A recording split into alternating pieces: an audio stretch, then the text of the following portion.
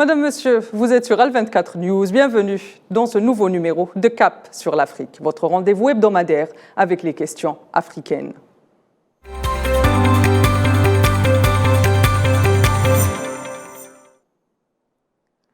L'un des enjeux fondamentaux du XXIe siècle est de faire connaître les pensées alternatives que le Sud propose afin de parvenir à des relations internationales équitables et équilibrées, avec pour objectif en finir avec l'hégémonie du Nord sur le Sud, qui passe non seulement par la domination économique, politique et même culturelle. Cette idée, qui semble révolutionnaire, a pourtant vu le jour dès qu'en Afrique, les populations se sont levées contre le joug de la domination coloniale. D'Alger à Johannesburg, en passant par Brasilia à Lima, la mobilisation est effective et les dernières évolutions de l'échiquier mondial démontrent qu'aujourd'hui, plus que jamais, l'équilibre mondial doit être repensé. Et pour en parler, j'ai le plaisir d'être accompagné de deux militants altermondialistes et un panafricain. Nguchi Béanzin, membre de la Ligue de défense noire africaine, et Esteban Silva, analyste politique et militant anti-impérialiste. Bonsoir messieurs, merci d'avoir accepté mon invitation. Bonsoir, merci à vous. Comme vous le savez, je le dis souvent dans Cap sur l'Afrique, l'Afrique est le continent des valeurs. Alors je vais commencer avec l'aîné de mes invités, c'est avec vous Esteban. Bonsoir Esteban. Bonsoir. Je l'ai dit en introduction et les analystes, les historiens le disent, l'idée d'un Sud globalisé n'est pas nouvelle. Pouvez-vous nous faire un petit rappel historique et pédagogique sur ce point, s'il vous plaît? Oui, c'est important parce que les Sud globales, finalement, par rapport aux pays du sud de la planète, on voit des développements, mais qui sont dépendants et qui ont été saccagés même par les pays occidentaux, par la logique du colonialisme, etc. Bon, à des moments historiques, jusqu'à aujourd'hui, des rassemblements pour une lutte pour un nouveau ordre économique international, aujourd'hui, un nouveau ordre multilatéral. Depuis Bandung, après la constitution des mouvements des non-alignés en Yougoslavie 1966, après la tricontinentale créée à La Havane dans les années 60 aussi, a eu une ampleur, un développement très important.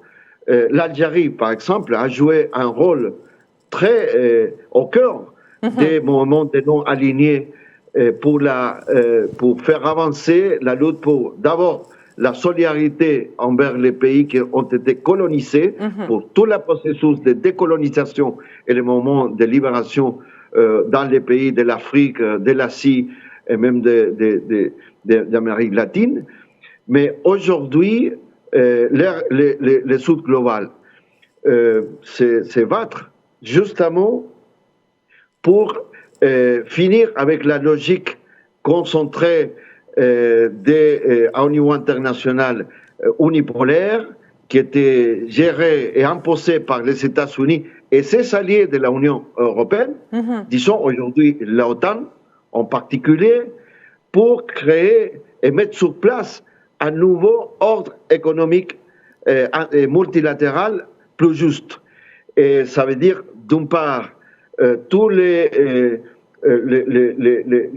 défis pour changer les échanges inégaux entre les pays du Nord, développés ou capitalistes, et les pays du Sud, arriérés, disons, faire face aussi à la crise du climat global que nous savons, que c'est aussi produit par la concentration du capital pour les traités de libre-échange, etc., qui favorisent les corporations multinationales, particulièrement du pays du Nord, par rapport aux pays du Sud.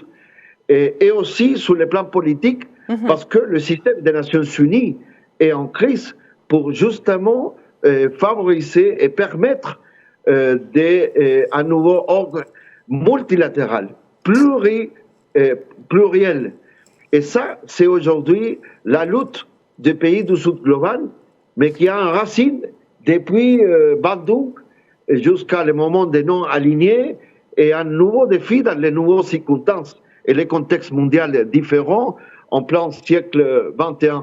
Je finis pour dire aussi, par exemple, qu'il reste des pays qui sont sous la domination coloniale. Par exemple, en Afrique, la République arabe sahraoui démocratique et la lutte qui mène les Front Polisario pour son autodétermination. On trouve la situation de la Palestine, mais en Amérique latine, on peut aussi trouver la situation de Puerto Rico et des îles Malvines. Et donc, c'est aujourd'hui un grand défi, la lutte pour établir un nouveau ordre multilatéral plus juste et aussi des échanges plus égalitaires, plus justes, qui réduit les inégalités entre et la puissance et le poids qui ont les entreprises multinationales sur nos ressources naturelles, sur nos productions, et qui réduit notre souveraineté alimentaire, productive, écologique, etc. C'est ça aujourd'hui le parcours de cette histoire du pays du Sud global avant qu'on l'appelait le pays des tiers-mondes. Très bien. Merci Esteban. Je passe à vous, Monsieur Anguchi. S'il vous plaît, est-ce qu'à la lumière de ce que vient de nous dire Esteban et des grands changements qui sont en train de s'opérer depuis notamment la guerre en Ukraine, est-ce qu'on peut dire qu'aujourd'hui les défis historiques de ce Sud globalisé sont les mêmes? Est-ce qu'on peut se permettre cette réflexion? Je ne pense pas que ce sont les mêmes parce que aujourd'hui, comme vient de le rappeler le confrère dans l'émission, il y a quand même des pays qui sont encore victimes, si je peux dire comme ça, du néocolonialisme, qui est encore pire que la colonisation. Donc aujourd'hui, le Sud globalisé est confronté, si je peux le dire comme ça, à des enjeux historiques hérités de cette colonisation. Il y a des réalités réelles politiques qui ne sont pas les mêmes que sur l'ensemble des pays du Sud aujourd'hui. Parce que pour moi, la différence entre l'Afrique et l'Amérique latine, que je connais très bien, où souvent les présidents, les pays sont plus souverains et s'imposent en contrôlant leurs ressources, chez nous en Afrique, souvent c'est l'inverse. Ce sont les présidents qui sont cooptés. Et il y a un manque de souveraineté à la tête de ces dirigeants. Et donc, finalement, est-ce que cette Sud globalisée profite à tous les pays? Moi, c'est la question que je me pose aujourd'hui, puisque ces pays ne sont toujours pas libres de décider, que ce soit sur le plan... Est-ce que justement le fait de mettre en place un Sud globalisé, de nouvelles relations internationales et de nouvelles relations justement entre le Sud et le Nord ne participe pas, comme a dit Esteban, à cette souveraineté nouvelle, cette souveraineté notamment en Afrique, comme vous le signalez? Oui, effectivement, avec l'émergence des organisations comme le BRICS, vous voyez? Oui, justement, les BRICS, on va en revenir dans la deuxième partie de l'émission, mais brièvement, je vous entends. Oui, et donc oui, effectivement, cela profite aussi à certains pays qui, avec cette nouvelle relation, essayent de s'imposer un peu pour briser l'hégémonie du Nord sur le Sud. Donc oui, je suis d'accord avec vous. On peut dire qu'il y a un changement en cours en ce moment. Et d'ailleurs, c'est cela qui dérange aussi le Nord, les puissances impérialistes qui ne veulent pas de ce changement multipolaire qui, avec la guerre d'Ukraine, effectivement renforce encore l'idée d'un monde multipolaire. Très bien, merci Anguchi. Je reviens vers vous, Esteban. Brièvement, est-ce qu'on revient à l'actualité? On a vu ces derniers jours que le président iranien entame une tournée de 3 jours en Afrique. Est-ce que ces balais diplomatiques et toutes ces visites qu'il y a aujourd'hui en Afrique, on a vu notamment la visite du président algérien en Russie, la prochaine visite du président algérien en Chine ou encore la rencontre du président brésilien avec le président vénézuélien, le forum de São Paulo, le prochain forum des BRICS, est-ce que ce balai diplomatique qui est en train de connaître le Sud font partie des enjeux justement d'un Sud globalisé actif? Oui, tout à fait. C'est pas seulement, comme vous dites bien, des rapports diplomatiques. C'est les reflets en même temps oui, bien sûr, des relations et rapports diplomatiques, mais de la lutte des peuples qui s'exprime sur ces gouvernements, mais aussi à niveau social. J'ai eu l'occasion, j'ai eu l'opportunité de participer au dernier forum de São Paulo, qui s'est tenu, ça fait quelques jours, en Brasilia, qui était même inauguré par le président Luiz Inácio Lula da Silva, qui est un de ses fondateurs. Le forum de São Paulo, je rappelle, rassemble la plupart des partis de gauche, mouvements sociaux de gauche de toute l'Amérique latine et au Caraïbes.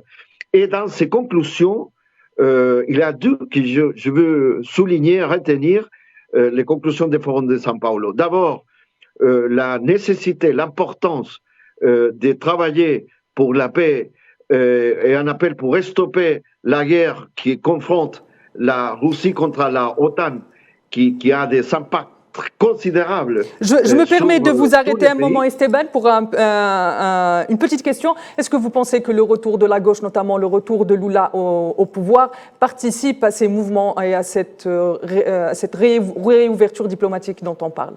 Oui, bien sûr, parce que ça peut vraiment, mais il faut les soutenir avec les peuples mobilisés, pas seulement sur les gouvernements, mais c'est très important, parce que moi je reviens, on a dit ça, on a fait un appel pour la paix, avec une logique non alignée, mais en même temps critique à l'égard de la politique de l'OTAN, qui a mené une guerre sur le territoire de l'Europe, mais qui a des conséquences par toute la planète. Deuxièmement, on a mis l'accent sur la nécessité de la confluence, la unité entre les pays de la CELAC, de l'Amérique latine et au Caraïbes, avec l'Union africaine.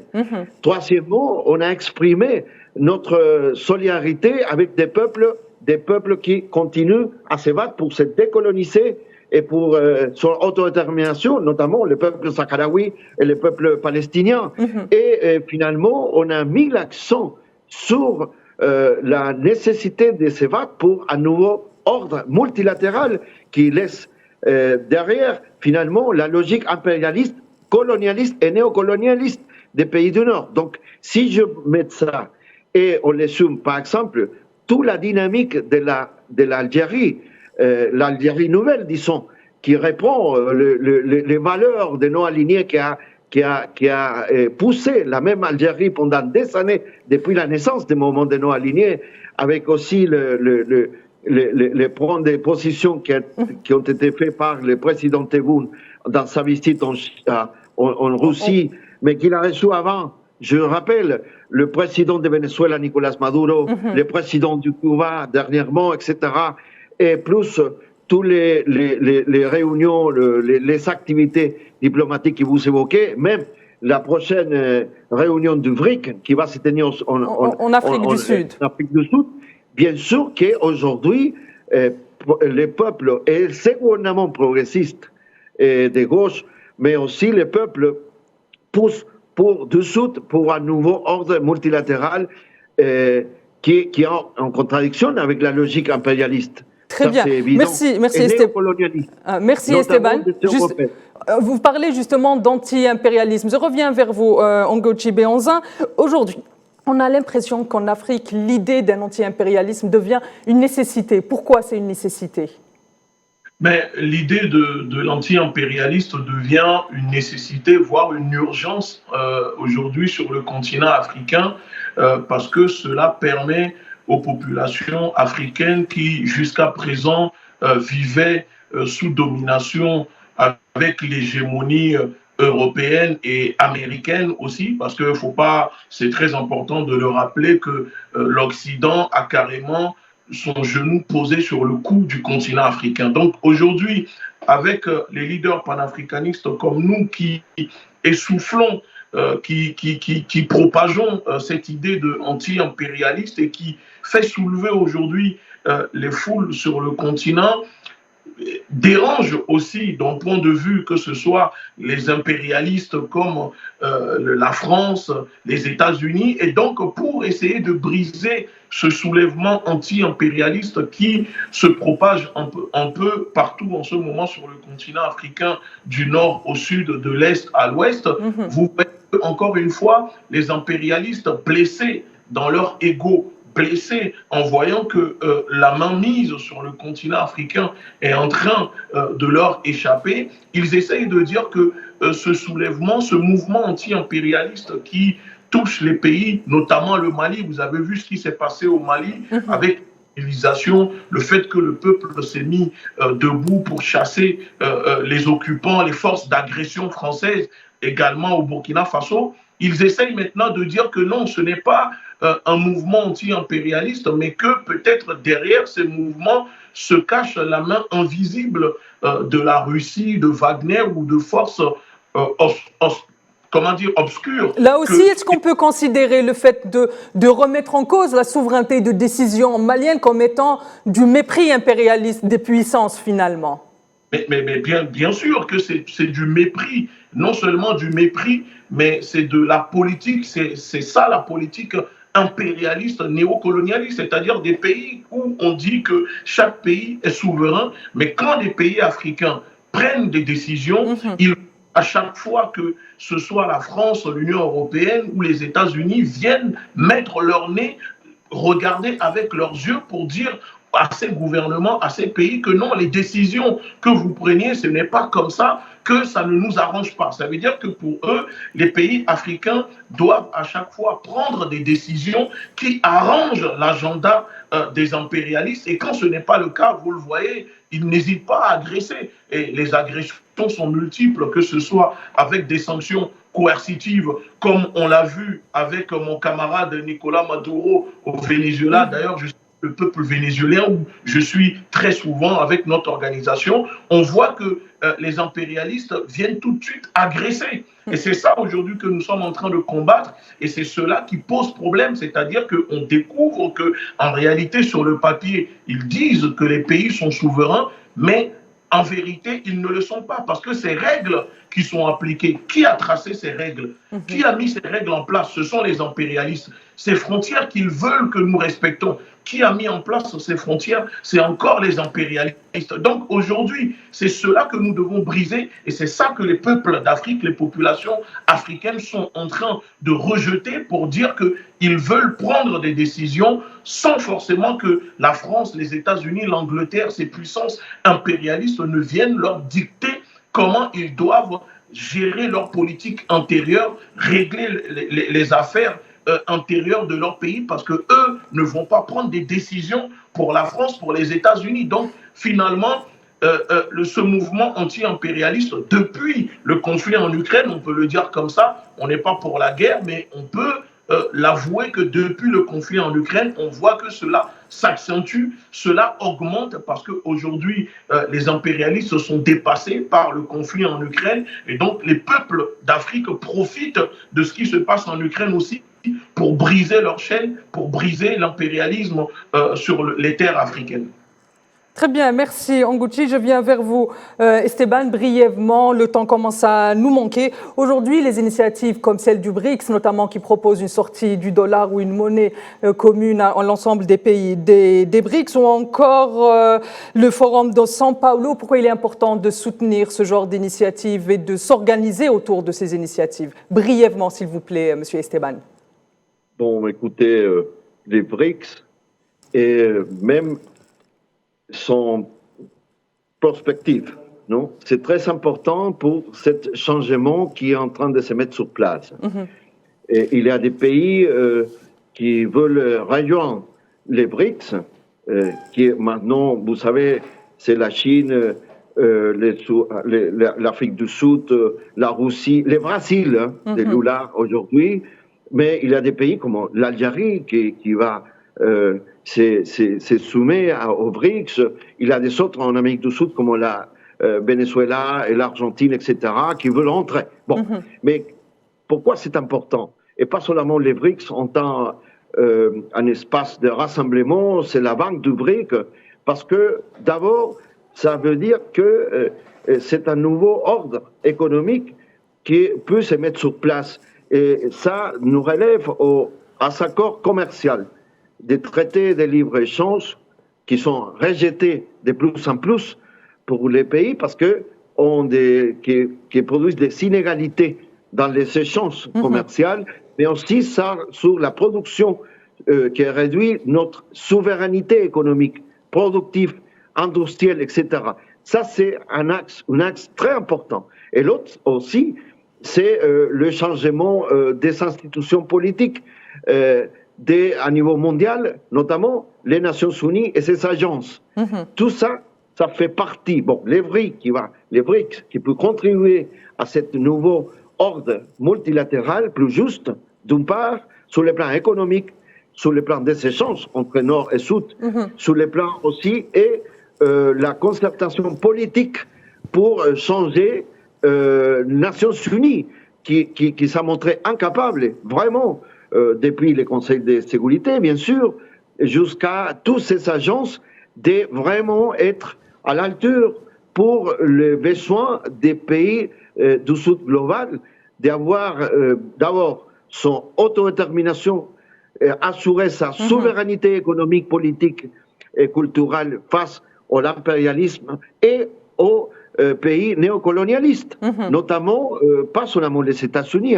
Moi, je parle de l'Union européenne par rapport à son rapport avec l'Amérique latine et au Caraïbes, à son rapport avec l'Afrique. Donc, un nouveau ordre, c'est un nouveau aussi changement des rapports de force qui est très important et qui est en train de se mettre sous place peu à peu dans ces nouveaux scénarios aujourd'hui à niveau de la planète. Merci. Et finalement, si vous me permettez, tout ça c'est lié aussi à la lutte aussi du crise du climat, du changement du climat, et qui doit faire un effort pour tous les peuples du monde, et notamment pour les pays du Sud global, pour un changement plus juste et équitable. Très bien, merci Esteban. Je reviens vers vous pour une dernière question. Anguchi, est-ce que vous pensez qu'aujourd'hui, finalement, l'Afrique qui est en train de mener une deuxième, comme aiment à le dire les populations africaines, une deuxième indépendance, celle de la souveraineté économique, culturelle, même sociale, et peut être aujourd'hui un moteur de ce Sud global, justement? Oui, et c'est ce que nous disons et c'est ce que nous essayons de soutenir en disant aux dirigeants africains le peu souverainistes qu'il y a, que c'est le moment de placer l'Afrique sur le toit du monde. L'Afrique a un rôle à jouer dans ce changement qui se déroule en ce moment. Mais vous savez, étant que l'Afrique manque de leaders, manque de visionnaires, parce que ces chefs d'État sont tous des vassaux, des valets qui sont des serpillères pour les dirigeants occidentaux. Donc, ils ont du mal à s'imposer. Parce que sinon, pour moi, quand on prend le conflit qui se déroule entre l'Ukraine, la Russie, mais on sait très bien que c'est l'OTAN contre la Russie, l'Afrique pouvait s'imposer en jouant la médiation, par exemple, dans ce conflit. Parce que l'Afrique n'a jamais envahi, n'a jamais colonisé, n'a jamais déclaré la guerre à d'autres continents. Donc aujourd'hui, les pays africains peuvent jouer ce rôle de médiation et profiter pour s'imposer et briser aussi ces chaînes et, comment dire, faire une réorientation des relations entre le Nord et le Sud dans leur pays. C'est ça que nous sommes en train de pousser parce qu'aujourd'hui, la montée du Sud globalisé, soyons clairs là-dessus, modifie complètement les dynamiques des relations entre le Nord et le Sud. Mais est-ce qu'on peut dire aujourd'hui que le Sud, c'est-à-dire les Africains, profitent réellement des retombées de cette globalisation? Je ne pense pas, je ne dirais pas que oui, à 100%. Donc, il faut... Est-ce qu'on peut dire que c'est en construction finalement, grâce à l'impulsion notamment de pays comme l'Algérie, qui, comme nous le savons, a toujours été un moteur aussi d'une Afrique souveraine?